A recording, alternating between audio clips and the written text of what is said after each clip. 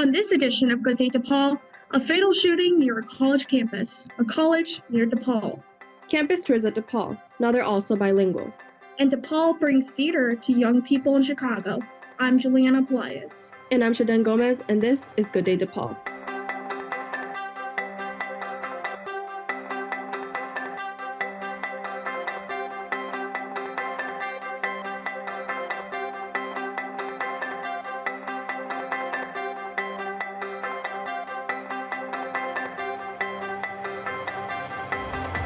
Last month, a man was shot and killed very close to Northwestern University's campus in Evanston, and as I found out, that shooting has led to concern and complaints from some Northwestern students.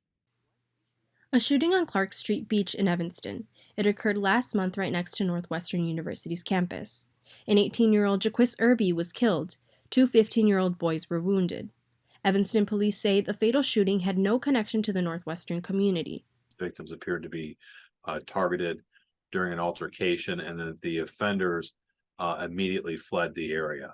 So there was nothing that indicated that it was involving the school, but it was in close proximity to Northwestern University where this occurred. But some students were still concerned, saying the university did not communicate any danger until 30 minutes after the incident happened. I had no idea. I didn't even know if it was real, to be honest, because it was kind of just word of mouth, because I feel like in any emergency scenario, you don't really know what is true, and you don't really want to risk your safety, because you got to believe the worst thing is possible in that situation, because what if, so. While some students were not sure what happened, they immediately took action. There's a room that you have to get into using a padlock code. So we went in there and with a bunch of other people, and we just barricaded the door with desks, chairs, whatever is there. And then we just kind of hid out until we were given the go, or the all clear. Some students are concerned about what they call the lack of communication from the school to the Northwestern community. The fact that we weren't told anything about this, or we weren't given any guidance that's not good. It clearly shows a weakness in just the security of our campus. Everything was through Twitter, Facebook, the Evanston Police Department, Twitter. School officials addressed the failure to immediately send out alerts to students and faculty, stating, quote, "We agree we should shorten that window. We already have met with key members of the leadership team to discuss what happened last night and have instructed them to review our response, our procedures, and the phone communication that was sent in error to ensure we do better when the next incident happens. We also have asked for a review of our facilities in response to concerns that some buildings were difficult to lock down and that we examine how we message when an event occurs just off of our campuses." The Evanston Police Department released a statement. On April 28, 2023, Evanston police arrested Jalen Murray in connection with Irby's murder. The 20-year-old Murray is charged with 1 felony count of first-degree murder and 2 felony counts of attempted first-degree murder. As for the Northwestern students and the community, they hope the incident will create change within their security system. For Good Day DePaul, Shaden Gomez. A major grant for DePaul. It comes from the federal government. It'll provide $4.9 million over 5 years. The money will be used to prepare more than 800 DePaul graduates to be teachers in high-need Chicago public schools. More than half the new teachers will be people of color, and they'll work with low-income students. Campus tours. They happen all the time at DePaul, but now the university has added something new. Good Day DePaul Stefania Rodriguez explains. Spring Visit Day, an annual event for prospective undergraduate students and their families to receive an overview of all services DePaul has to offer and attend a campus tour. This year, the event expanded its services and became a little more inclusive. Many students hoping to attend DePaul come to Spring Visit Day each year, some with their families. For students of Spanish-speaking households, that experience can be different. In the past, students and families seeking information in Spanish would need to ask for a Spanish-speaking staff member. Well, they would see someone, and depending on our name, they would ask, or they would ask, does anyone speak Spanish? Mm-hmm. We actually have, I don't have them right now with me, but our name tags, my name tag, which is in my book bag, says Hablo Español. Somos DePaul, We Are DePaul is the name of the new student service session added to Spring Visit Day. It offers all the same information that a regular session does, such as how to start the admission process, applying for financial aid, and a campus tour. But now, it's also in Spanish. It's the literal translation because we want them to have the same information that someone else who's a native English speaker is getting, but then have that opportunity for their parents to ask questions in a setting that they're more comfortable in, which may be in Spanish. A lot of times in the Hispanic household, which a lot of other cultural, similarities, but it's very much a family decision. And I think that that's what we're here to show, is that we're going to give the student the information they need. So this presentation is not just for parents, it's for students to know what they need and what they should expect when they're here. But it's also a way to get the families on board and give them the information they need to support their student. DePaul's undergraduate Hispanic student population has increased over the past few years. From 2018 to 2022, it grew by almost 21%. In 2021, the university announced the creation of a Hispanic Serving Institution Task Force. This was aimed at helping DePaul find better ways to assist Latinx students, but also for the university to qualify for a federal Title V name as a Hispanic serving institution with associated funding. Delgadillo says that this new bilingual student session is a good way to keep that mission alive. And I think that, like, if DePaul really wants to do that, right, if we really want to go that route, it's not just admission, right? There's other services and other offices that also, if they are not already doing these particular type of presentations or accessible in Spanish, that do need to, but I think that's a really great starting point.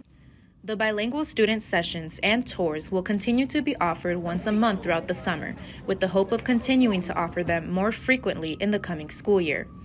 For Good Day DePaul, Stefania Rodriguez. Coming up on Good Day DePaul Sports, a roller coaster season for the DePaul softball team finally comes to an end. That story when we return. Today, the heroes that fight day in and day out on the front lines. Those who are there, innovating in real time, saving lives and answering the call to care in times of crisis. American nurses. Nurses who have been there for each and every one of us in times of crisis for more than 150 years. Nurses are the pillar of strength and the foundation of healthcare and life itself. Nurses are there the day we are born. They are there when your family is in crisis, and they are there in the end. In confronting the most catastrophic health crisis in modern history, we must remember our American nurse heroes need our support as much as we need them. To show our gratitude for their courage and ensure they receive the critical education and support services they need, donate to the Coronavirus Response Fund for Nurses today, in honor of your American nurse hero. Preston Zabrosik is here now with sports. Preston?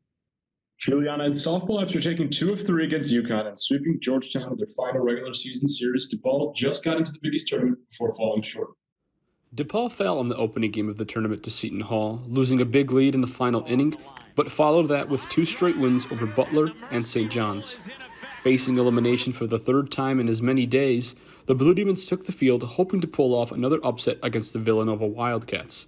DePaul starting pitcher Abby Poche threw 3 scoreless innings, but was pulled in the 3rd when Villanova got runners on base. The Wildcats then took a 1-0 lead after a 1-out DePaul error and an RBI single. But DePaul's defense turned a double play, getting them out of the jam. The game stayed quiet until the Blue Demons' Addison Talbot RBI single brought in Grace Frazier, tying the game at 1. But Villanova came back and added its 2nd run of the game, taking the 2-1 lead. DePaul rallied in the bottom of the 6th, loading the bases on singles by Anna Wohlers and Carly Elvers and a walk to Tori Myers, but they couldn't score and still trailed by 1. Then in the top of the 7th and final inning, Villanova expanded their lead with back-to-back solo home runs. In the bottom of the 7th, looking for a miracle, DePaul's first 2 hitters reached but were left stranded as the Blue Demons fell 4-1, ending their Big East tournament run. In track and field, DePaul competed in the Big East Championships and brought home some hardware back to Chicago. Alex Bernstein captured the Blue Demons' first title of the weekend, taking first in the hammer throw. On day 2, Tori Carroll won the women's long jump, taking first place for the 2nd consecutive season. Darius Brown was crowned as the Big East champion in men's 100-meter hurdle. Breaking the school record, he also took 2nd in the 400-meter hurdles. And Michael Stanley capped off the weekend by taking first in the men's 400-meter dash. Overall, the men placed 2nd and the women took 3rd in this year's tournament. In men's basketball, DePaul will play host to Northwestern at Wintrust Arena on December 16th. DePaul is 21-15 all time against the Wildcats. And that's sports. Back to you, Shadam. Thanks, Preston. Coming up next, a DePaul program that brings the world of theater to Chicago children. Stay with us. There are a ton of social networking websites, but one stands apart for a very special reason. This one saves lives. It's matchingdonors.com. Matchingdonors.com links living organ donors with people in need of kidney and other transplants. In the United States, 22 people die each day waiting for an organ transplant, most of them for kidneys. If you've ever considered becoming a living organ donor, or if you are someone in need of an organ transplant, visit matchingdonors.com, home of the greatest gift of all, the gift of life. Matchingdonors.com.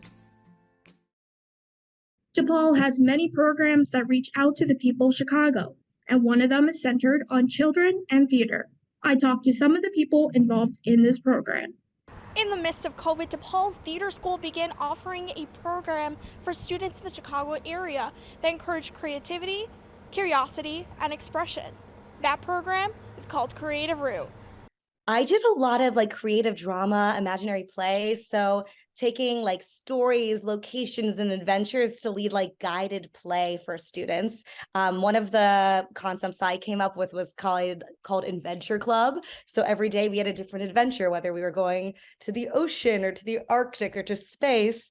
And we were able to lead creative play, make art even from our separate spaces to share with the group and learn a little bit about our performing skills, even when we're all in different rooms. So it was a really fun way to be with a community when we were all in different living rooms. Quelo is a DePaul Theater School alum who graduated in 2013. She's performed in plays throughout the Chicago area and is also a theater educator. This experience fit well with an idea developed by Michelle Moe of the DePaul Theater School. We've already had a long time collaboration, and she knew that I came from that programming and kind of said, hey, would you like to collaborate and help be a part of this new programming at your alma mater? And it was a great fit. So it was someone I've worked with before in a university that I came from. So it was kind of a perfect marriage of my career and my training I had before that. Creative Route provides Chicago area students a chance to produce plays and act in their creations. Since 2020, they've offered this program in Chicago schools and also held several camp sessions in the summer. Recently, at Pilgrim Lutheran School, Quelo led the production of Peter Pan. It's pre-K through third grade, so this is considered the lower grade students, and a lot of these kids have never performed for an audience before. So getting to see 60 students, many of which are making their performance debuts, is just so exciting. They're bringing such enthusiasm and they worked really hard, and just getting to share that with their community is just going to be so joyful. So I think the singing will always be a hit, but I just think seeing 60 kids accomplish such a big task, often for the first time, is the biggest success you can ask for. Quelo feels this program has many benefits. It's really to create a platform for us to be great neighbors to each other, empathetic listeners, strong collaborators, and have a confidence in public speaking and sharing ideas. And I think that's why arts education in schools and our communities is so important, is not because we make the next creative minds. If we do, that's fabulous, but we're creating people who want to work together, really listen, and be wonderful community members. And that's what I'm really passionate about. Reporting for Good Day DePaul, I'm Juliana Pelaez. That's all for this week's edition of Good Day DePaul. You can keep up with us by visiting our Vimeo channel at Good Day DePaul or by going to goodday.depaul.edu. And be sure to check us out on Facebook. And if you have any news tips, message us through the Good Day DePaul social media channels. Thanks for watching. I'm Shadan Gomez. And I'm Juliana Pelaez. Have a good day, DePaul.